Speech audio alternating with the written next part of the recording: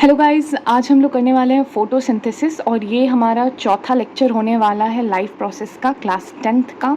तो फ़ोटोसिंथेसिस में पहली चीज़ जो हमें देखनी है वो है इक्वेशन ऑफ फ़ोटोसिंथेसिस।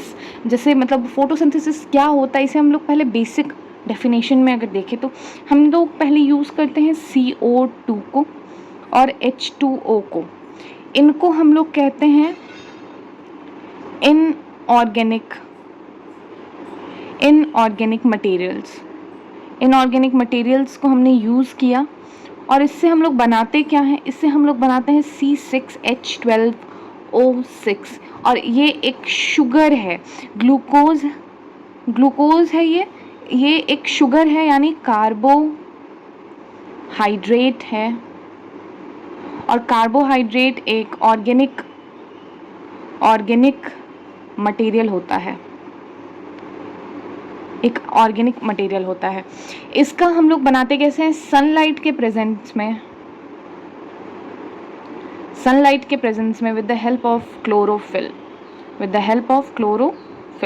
तो ये है हमारा पूरा फोटोसिंथेसिस का प्रोसेस। इनऑर्गेनिक मटेरियल को हम लोग सनलाइट के प्रेजेंस में क्लोरोफिल के हेल्प से ग्लूकोज यानी ऑर्गेनिक मटेरियल में कन्वर्ट करते हैं। इसी प्रोसेस को हम लोग फोटोसिंथेसिस कहते हैं।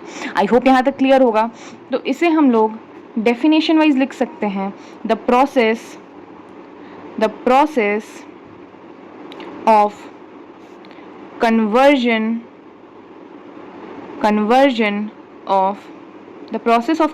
of inorganic material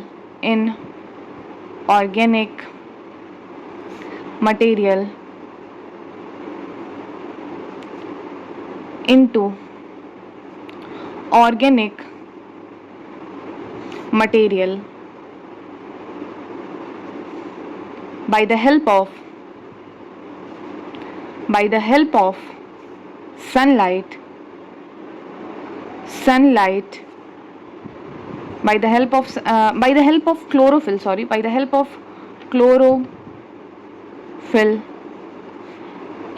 comma in the presence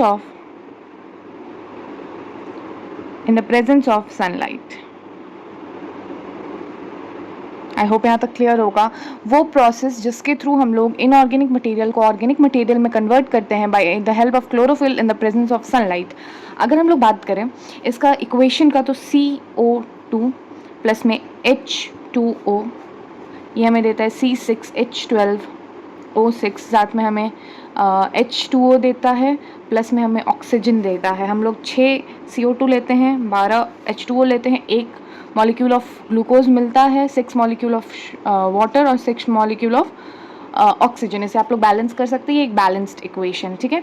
इसमें हमारे पास में कार्बन में यहाँ पे हाइड्रोजन जुड़ रहा है, कार्बन का रिडक्शन हो रहा है, रिडक्शन ऑफ कार्बन, ठीक है। इस प्रोसेस में रिडक्शन ऑफ कार्बन हो रहा है और यहाँ पे ऑक्सीजन में हाइड्रोजन जुड़ा है, यहाँ पे ऑक्सीजन में हाइड्रोजन नहीं जुड़ा है, तो ऑक्सीजन का क्या हो रहा है, ऑक्सीडेशन। कार्बन का रिडक्शन हो रहा है, ऑक्सीजन का ऑक्सीडेशन हो रहा है, रिडॉक्स रिएक्शन आपने पढ़ा होगा। यहाँ तक चीज़ें क्लियर हो गई होंगी। अब अगर हम लोग आगे बढ़ें तो यहाँ पे हम लोग हैं रॉ मटेरियल्स ऑफ फोटोसिंथेसिस।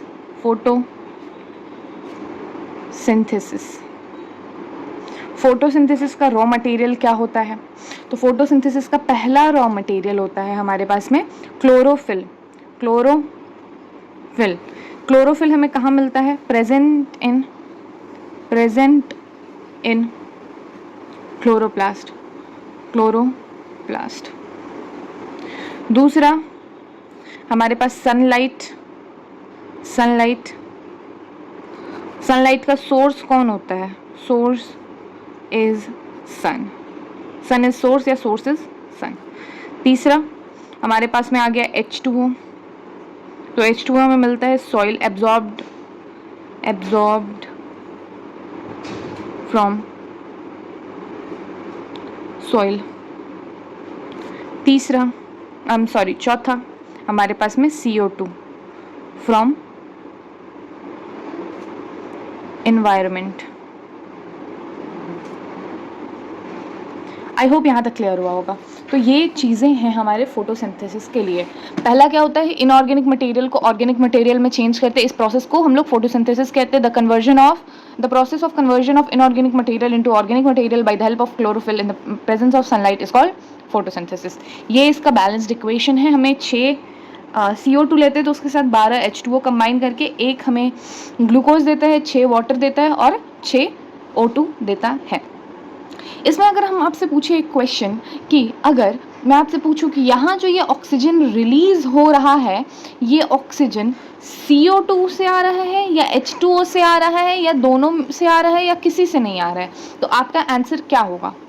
तो इसका आंसर है यहाँ जो O2 निकल रहा है वो यहाँ के H2O से आ रहा है, CO2 से नहीं आ रहा है। यहाँ का ये पूरा जो CO2 है ये इधर जा रहा है यहाँ पे, ठीक है, लेकिन ये जो H2O है यहाँ से इसका ऑक्सीजन निकल रहा है, ठीक है। आई होप यहाँ तक क्लियर होगा। ये रॉ मटेरियल्स है। अगर हम आगे बढ़ें तो हमारे पास में आता है स्टोमेटा।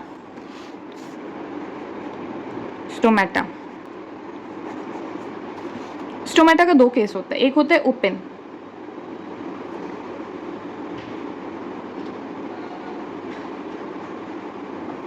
कुछ इस तरीके का हो गया ओपन स्टोमेटा। ये कुछ इस तरीके से होता है,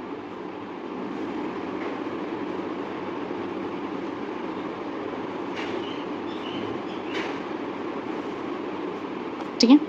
एक होता है क्लोज्ड स्टोमेटा,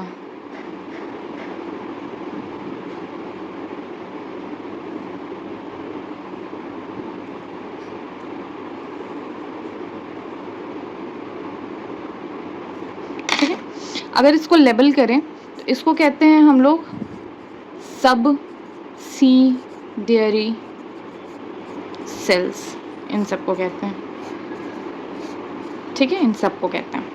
इसके बाद में इसको कहते हैं स्टोमैटल पोर, ठीक है। इसको हमने कह दिया गार्ड सेल। और यहाँ पे कुछ इस तरीके के स्ट्रक्चर्स होते हैं, इस तरीके से थोड़े स्ट्रक्चर्स होते हैं, इनको हमने कह दिया क्लोरोफिल, ठीक है। आई होप यहाँ तक क्लियर होगा। ये है ओपन स्टोमेटा, ये 2 अगर हमने देखा तो ये ओपन है, ओपन स्टोमेटा। ये है क्लोज्ड स्टोमेटा। मैं मैकेनिज्म आपको बता दे रही हूँ। इसमें क्या होता है कि इसके गार्ड सेल में पानी भर जाता है, तो ये फूल जाता है, और फूल जाता है तो बलून की तरह एक शेप ले लेता है और बीच में स्टोमेटल पोर खुल जाते हैं। और इसके केस में क्या होता है, क्लोरोफिल यहाँ पे भी प्रेजेंट होता है, इनमें से पानी बाहर निकल जाता है। पानी बाहर निकल जाता है तो हमारे पास में क्या होता है, ये बंद हो जाता है, फ्लैसिड, चिपक जाते हैं अच्छी, ठीक है, एक दूसरे से। और यहाँ पे स्टोमेटल पोर प्रेजेंट नहीं होता है, तो ये ओपन स्टोमेटा, ये क्लोज स्टोमेटा। यहीं से हमारा जो है O2 बाहर आता है, CO2 अंदर जाता है, ठीक है, और वाटर H2O के वेपर्स, ठीक है, बाहर आते हैं। तो ये चीज़ है, ये हो गया स्टोमेटा। आई होप यहाँ तक क्लियर हुआ होगा। नेक्स्ट जो है लेक्चर में हम लोग देखेंगे होलोजोइक न्यूट्रिशन के स्टेप्स, और अमीबा में कैसे होता है और हमारे पास में एनिमल में कैसे होता है, ये चीज़ें हम देखेंगे। So with this, thank you so much for watching. मिलते हैं नेक्स्ट वीडियो में। Bye bye.